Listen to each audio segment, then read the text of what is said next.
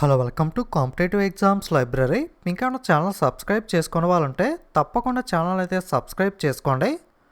మనకి టుడే వీడియోలో 17th August third shift railway group D ఎగ్జామ్లో అడిగిన memory based question and answers అయితే చూద్దాం. యాక్చువల్గా ఎక్కువ క్వశ్చన్స్ అయితే గ్యాదర్ అవ్వలేదు, ఎందుకంటే థర్డ్ షిఫ్ట్ అనేది కొంచెం చాలా డిఫరెంట్గా అయితే ఇవ్వడం జరిగింది. అందుకే క్వశ్చన్స్ గ్యాదర్ అవుతాయని చెప్పి వెయిట్ చేశాను ఇప్పటిదాకా. ఇంకా గ్యాదర్ అవ్వకపోవడంతో ఉన్న క్వశ్చన్స్తో అయితే వీడియో చేస్తున్నాను. ఎక్స్ట్రా క్వశ్చన్స్ గ్యాదర్ అయితే కనుక నేను టోటల్గా మనకి 3 షిఫ్ట్స్ కలిపి ఒక సపరేట్ వీడియో అయితే చేస్తాను. ఆ వీడియోలో మనం మొత్తం బిట్లు అయితే మనకి కవర్ అయితే కనుక వాటిని అయితే అందులో యాడ్ చేస్తాను.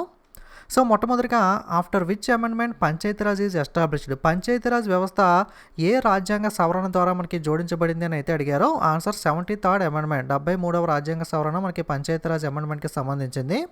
అలాగే పంచాయతీరాజ్ అమెండ్మెంట్ మనకి 73rd అమెండ్మెంట్ 1992 ఇయర్ వచ్చి గుర్తుపెట్టుకోండి. అలాగే మనకి ఎన్నో పార్ట్ అంటే పార్ట్ 9. ఓకే, ఇవి కూడా మనకి అప్కమింగ్ అడిగే అవకాశం ఉంది కాబట్టి రిలేటెడ్ అయితే మీకు చెప్తున్నాను. అలాగే which of the following cell can changes it's shape in the human body, క్రింది వాటిలో ఏ కణం మనకి మానవ శరీరంలో దాని ఆకారాన్ని మార్చుకోగలదు అని అయితే అడిగారు. మనకి WBC అంటే వైట్ బ్లడ్ సెల్స్ లేదా వాటిని లూకోసైడ్స్ అని కూడా అంటారు కదా, తెల్ల రక్త కణాలు లేదా లూకోసైడ్స్ ఏవైతే ఉంటాయో ఇవి మానవ శరీరంలో దాని ఆకారాన్ని అయితే మార్చుకుంటూ అయితే ఉంటాయి. అలాగే కెమిస్ట్రీ రిలేటెడ్గా మనకి ఈక్వేషన్ బ్యాలెన్సింగ్, ఓకే, మనకి ఈక్వేషన్స్ ఉంటాయి కదా. ఫర్ ఎగ్జాంపుల్ మనకి గ్లూకోజ్ ఈక్వేషన్ ఉంటుంది, CO2కి సంబంధించి ఇలా కొన్ని కెమిస్ట్రీలో ఈక్వేషన్స్ ఉంటాయి. సో ఆ ఈక్వేషన్స్ అనే వాటిని మనకి బ్యాలెన్స్ చేయమని చెప్పి అయితే ఇవ్వడం అయితే జరుగుతుంది. మీరు చిన్నప్పుడు చదువుకుని ఉంటారు కదా. సో మనకి 10th క్లాస్లో అక్కడ కెమిస్ట్రీలో ఈక్వేషన్స్ అనేవి వస్తూ ఉంటాయి. కెమిస్ట్రీలో ఆ ఈక్వేషన్ సాల్వ్ మీద అయితే ఎక్కువ క్వశ్చన్స్ అయితే అడుగుతున్నాడు. సో నెక్స్ట్ మనకి ఎగ్జామ్ రాసే వాళ్ళు ఈ కాన్సెప్ట్ అయితే ఒకసారి చూసుకుని వెళ్ళండి. అలాగే మనకి కింద కొన్ని ట్యాక్సెస్ అనేవి ఇచ్చి following is not a direct tax అని చెప్పి అడిగారంట. యాక్చువల్గా మనకి డైరెక్ట్గా పే చేసే ట్యాక్సెస్ ఏంటి అని చూసినట్లయితే కనుక మనం డైరెక్ట్గా మన హ్యాండ్తో ఒక దగ్గరికి వెళ్ళి మనం పే ఏదైతే చేస్తామో దాన్ని డైరెక్ట్ ట్యాక్స్ అని అయితే అంటాం. మనం డైరెక్ట్గా కాకుండా ఫర్ ఎగ్జాంపుల్ సర్వీస్ ట్యాక్స్ ఉంది, లేదా ఒక సోప్ మీద మనకి కొన్ని రకాల ట్యాక్సెస్ అనేవి ఉంటాయి. మనం సోప్ అమౌంట్ మనం డైరెక్ట్గా పే చేస్తాం, కానీ దాని మీద ఎటువంటి ట్యాక్స్ పే చేస్తున్నాం ఏంటి అవన్నీ కూడా మనం అయితే చూసుకోం, అంటే ఇండైరెక్ట్గా పే చేస్తున్నాం. అలా కాకుండా డైరెక్ట్గా అంటే మనకి ఇన్కమ్ ట్యాక్స్ ఉంది, మనం మన హ్యాండ్తో ఓన్గా డైరెక్ట్గా ఎంత మనకి ఇన్కమ్ వస్తుంది ఏంటి అని క్యాలిక్యులేట్ చేసుకుని మనం ట్యాక్స్ అనేది పే చేస్తాం. అలాగే కార్పొరేట్ ట్యాక్స్ కానీ క్యాపిటల్ గెయిన్స్, ఏదైనా మనకి క్యాపిటల్ గెయిన్స్ ఉంటే వాటి మీద కానీ, ఎస్టేట్స్ ఉంటే వాటి మీద కానీ, ప్రాపర్టీ ఉంటే మనం ప్రాపర్టీ ట్యాక్స్ పే చేస్తూ ఉంటాం. ఇటువంటివన్నీ కూడా మనం డైరెక్ట్ ట్యాక్స్, డైరెక్ట్గా పే చేసే ట్యాక్స్ అనేవి. సర్వీస్ ట్యాక్స్ కానీ ఇలా కొన్ని రకాల ట్యాక్స్ అనేవి అయితే ఇండైరెక్ట్ ట్యాక్స్ కింద అయితే వస్తుంది. మనకి కొన్ని క్వశ్చన్స్ అయితే సబ్స్క్రైబర్స్ కామెంట్ చేస్తున్నారు, కానీ వీడియో చేసినప్పుడు కొంతమంది ఏమో ఆ క్వశ్చన్స్ వచ్చాయి అంటున్నారు, కొంతమంది అయితే రాలేదు అంటున్నారు. మేబీ మనకి 3 జోన్స్కి ఎగ్జామ్ అయితే జరుగుతున్నాయి కదా, మేబీ ముంబై జోన్లో మనకి పేపర్లో కొన్ని క్వశ్చన్స్ అయితే డిఫరెంట్గా ఇస్తున్నాడు, సికింద్రాబాద్లో కొన్ని క్వశ్చన్స్ డిఫరెంట్గా ఇచ్చి ఉండొచ్చు. జనరల్గా రైల్వే అయితే ఇండియా వైడ్గా ఒకే పేపర్ అయితే ఇస్తూ ఉంటుంది, కానీ మేబీ ఈసారి ఏమన్నా జోన్ వైజ్గా కొన్ని క్వశ్చన్స్ ఏమన్నా చేంజ్ చేస్తున్నాడా, మనకి ఎందుకు డిఫరెన్స్ వస్తుందని తెలియదు. కానీ కొన్ని క్వశ్చన్స్ అయితే కొంతమంది కామెంట్ చేస్తున్నారు, అది వీడియో చేసిన తర్వాత మళ్ళీ ఆ క్వశ్చన్స్ అయితే కొంతమంది రాలేదని అయితే చెప్తున్నారు. ఇదొకటి మనకి కన్ఫర్మేషన్ లేదు మరి. సో జోన్ వైజ్గా ఏమన్నా పేపర్ అనేది కొద్దిపాటిగా చేంజెస్ అవి కొన్ని క్వశ్చన్స్ ఎక్స్ట్రా చేంజెస్ అవుతున్నాయా లేదా అని చెప్పి. అలాగే సెయిల్ అనేది ఒకే steel authority of India limited ఎక్కడ మనకి ఎప్పుడు ఎస్టాబ్లిష్ చేశారో అని అడిగారు. మనకి 1973 1973లో అయితే సెయిల్ స్థాపించారు. అలాగే గెయిల్ కూడా అడిగారు అని కొంతమంది కామెంట్ చేశారు. గెయిల్ అడిగితే కనుక 1984లో అయితే గెయిల్ని అయితే స్థాపించడం జరిగింది. ఇలాంటి ఇంపార్టెంట్ స్టీల్ ఫ్యాక్టరీస్ కానీ అలాగే మనకి ఇంపార్టెంట్ ఆర్గనైజేషన్ కానీ ఎప్పుడు స్థాపించారనేది చూసుకోండి, మేబీ నెక్స్ట్ షిఫ్ట్లో అడిగే అవకాశం అయితే ఉంది. అలాగే మనకి measure of electric charge, okay, విద్యుత్ ఆవేశానికి ప్రమాణం ఏమిటి అని అడిగారు. కూలుంబ్, ఓకే, కూలుంబ్ వచ్చేసరికి విద్యుత్ ఆవేశానికి ప్రమాణం. అలాగే what is the use of Sardar Sarovar dam, so exact question ఇదో కాదో తెలియదు, కానీ సర్దార్ సరోవర్ డ్యామ్ వల్ల మనకి కలిగే యూజ్ ఏంటి, లేదా ఆ డ్యామ్ వల్ల కలిగే నష్టాలు ఏంటి, ఓకే, ఇలాంటి క్వశ్చన్ అయితే ఒక రిలేటెడ్గా అయితే అడిగారు. యూజ్ అంటే మనకి ఇరిగేషన్ ఫెసిలిటీకి అయితే యూజ్ అవుతుంది.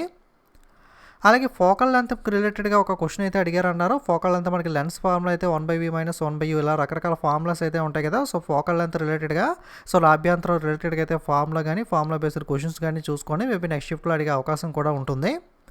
అలాగే when did Indian constitution came into force, okay, భారత రాజ్యాంగం మనకి అమల్లోకి వచ్చినప్పుడు మనం రిపబ్లిక్ డేని అయితే సెలబ్రేట్ చేసుకుంటాం కదా. సో ఏ రోజు సెలబ్రేట్ చేసుకుంటాం, గణతంత్ర దినోత్సవాన్ని 26 జనవరి 1950 అయితే మనకి ఎందుకు సెలబ్రేట్ చేసుకుంటాం అంటే మనకి రాజ్యాంగం అమల్లోకి వచ్చిన జ్ఞాపకార్థంగా ప్రతి సంవత్సరం జనవరి 26 మనం రిపబ్లిక్ డే గణతంత్ర దినోత్సవం అయితే సెలబ్రేట్ చేసుకోవడం జరుగుతుంది. రిలేటెడ్గా బిట్ అయితే అడిగారు. అలాగే కేకే వేణుగోపాల్ మనకి అటార్నీ జనరల్ ఆఫ్ ఇండియా అయితే ఉన్నారు కదా, అటార్నీ జనరల్ ఆఫ్ ఇండియా కేకే వేణుగోపాల్ మనకి ఎప్పుడు రీఅపాయింట్ అయ్యారు అని అయితే అడిగారు. యాక్చువల్గా రీసెంట్గానే మనకి ఈయన టర్మ్ కంప్లీట్ అవడంతో మరొక 3 నెలల పాటు ఈయన పదవీ కాలాన్ని అయితే పొడిగించారు. గతంలో కూడా యాక్చువల్గా 2017లో ఆయన మొట్టమొదటిసారిగా మనకి అటార్నీ జనరల్గా ఎన్నికయ్యారు. తర్వాత 2020లో మనకి రామ్నాథ్ కోవింద్ గారు ఈయన యొక్క పదవీ కాలాన్ని అయితే మనకి ఎక్స్టెండ్ చేయడం అయితే జరిగింది. అంటే రీఅపాయింట్ అయితే చేశారు 2020లో. ఓకే, ఇప్పుడు మళ్ళీ 2020 తర్వాత ఒక 3 నెలల పాటు ఈయన టర్మ్ని అయితే ఇప్పుడు రీసెంట్గా అయితే పొడిగించారు. ఇన్ కేసు ఆప్షన్లో 2020 ఉంటే కనుక 20 ఆన్సర్ అవుతుంది. లేదా ఇప్పుడు రీసెంట్గా 2022లో కూడా మనకి ఈయన ఒక పదవీ కాలాన్ని అయితే 3 నెలల పాటు పొడిగించడం అయితే జరిగింది. అలాగే మనకి ఏదైతే నేషనల్ స్పోర్ట్స్ అవార్డ్స్ ఉంటాయో మనకి జాతీయ క్రీడా అవార్డులు అనేవి, వాటికి సంబంధించి మనకైతే క్వశ్చన్ అడగడం జరిగింది. సో రాజీవ్ గాంధీ ఖేల్రత్న అవార్డులో మనకి లిస్ట్ అయితే ఇది కంప్లీట్ లిస్ట్ అనేది. దీంట్లో మనకి అవార్డు అనేది ఎవరికి వచ్చింది అని చెప్పి అడిగారు. పారాషూటింగ్లో వచ్చేసరికి మనీష్ నర్వాల్కి అయితే అవార్డు రావడం అయితే జరిగింది. ఈ క్వశ్చన్ అయితే ఈరోజు అడిగారు. బట్ ఒకసారి అవార్డీస్ చూసినట్లయితే Neeraj Chopra athletics, Ravikumar wrestling, Lovlina Borgohain boxing, Sreejesh PR hockey, Avani Lekhara para shooting, Sumit Antil para athletics, అలాగే మనకి ప్రమోద్ బగన్ para badminton, Krishna Nagar para badminton, Manish మనకి నర్వాల్ పారా షూటింగ్ ఇదైతే ఈరోజు అడిగారు. మిథాలీ రాజ్ క్రికెట్, సునీల్ ఛేత్రి ఫుట్బాల్, మనకి మన్ప్రీత్ సింగ్ హాకీ, వీళ్ళందరికీ కూడా అవార్డ్స్ అయితే రావడం అయితే జరిగింది. అలాగే మనకి 2022 పద్మశ్రీ విన్నర్. ఓకే, మనకి క్రీడల్లో మనకి స్పోర్ట్స్ పర్సన్ రిలేటెడ్గా క్రింది వాళ్ళలో ఎవరికి పద్మశ్రీ వచ్చింది అని అయితే అడిగారు. మనకి పారా అథ్లెటిక్ అయినా మనకి అవని లేఖరా, ఈమెకు మనకి పద్మశ్రీ అవార్డు అయితే రావడం జరిగింది. ఇక్కడ కూడా మనకి అవార్డు కూడా మనకి ఇందులో కూడా అవని లేఖరా పారాషూటింగ్లో మనకైతే రావడం అయితే జరిగింది అవని లేఖరాకి. గుర్తుపెట్టుకోండి. పద్మశ్రీ అవార్డు కానీ, నేషనల్ స్పోర్ట్స్ అవార్డ్స్ కానీ, ఓకే, జాతీయ క్రీడా అవార్డులు, అలాగే మనకి పద్మ అవార్డ్స్ అనేవి కానీ కన్ఫామ్గా మనకి నెక్స్ట్ షిఫ్ట్స్లో కూడా రిపీట్గా అడిగే అవకాశం ఉంది.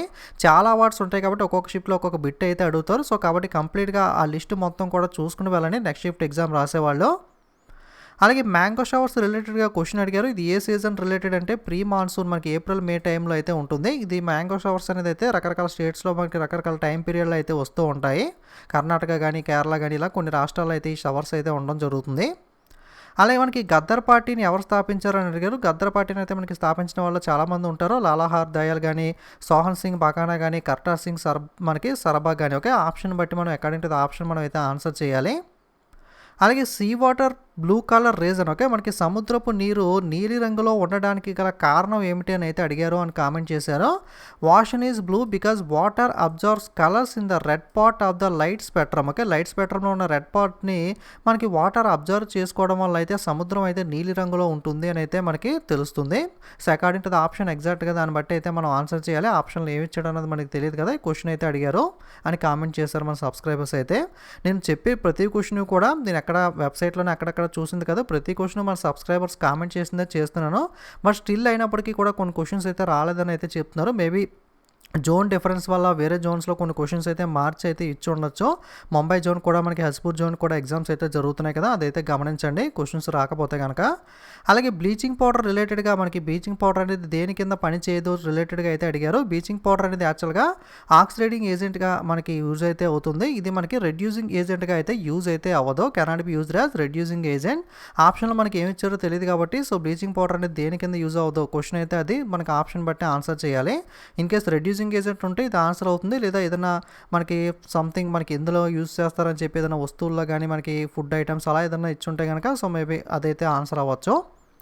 అలాగే electric energy into mechanical energy. Okay, మనకి యాంత్రిక శక్తి మనకి ఎలక్ట్రికల్ ఎనర్జీ అనేది మెకానికల్ ఎనర్జీగా మనకి మారే పరికరం సంథింగ్ రిలేటెడ్ అడిగారు. మోటార్లో అయితే ఈ విధంగా ఎలక్ట్రిక్ ఎనర్జీ మెకానికల్ ఎనర్జీగా అయితే మారుతుంది. అలాగే what is the meaning of ఉప ఇన్ ఉపనిషత్. ఉపనిషత్తులో ఉప అంటే అర్థం ఏంటి అని అయితే అడిగారు అని చెప్పి కామెంట్ చేశారు. నెక్స్ట్ మనకి ప్రీవియస్ షిఫ్ట్స్లో జైనిజంలో జీని యొక్క మీనింగ్ ఏంటి సంథింగ్ అయితే అడిగారు. సిట్టింగ్ డౌన్ నియర్, ఉపనిషత్ అంటే సిట్టింగ్ డౌన్ నియర్ అని చెప్పి అర్థం అయితే వస్తుంది. ఉప అంటే దగ్గరగా, ఓకే, బై అని చెప్పి సిమిలర్ మీనింగ్ వస్తుంది. ఎగ్జాక్ట్గా నాకైతే దొరకలేదు, ఒకసారి మీరు కూడా చెక్ చేసి చూడండి.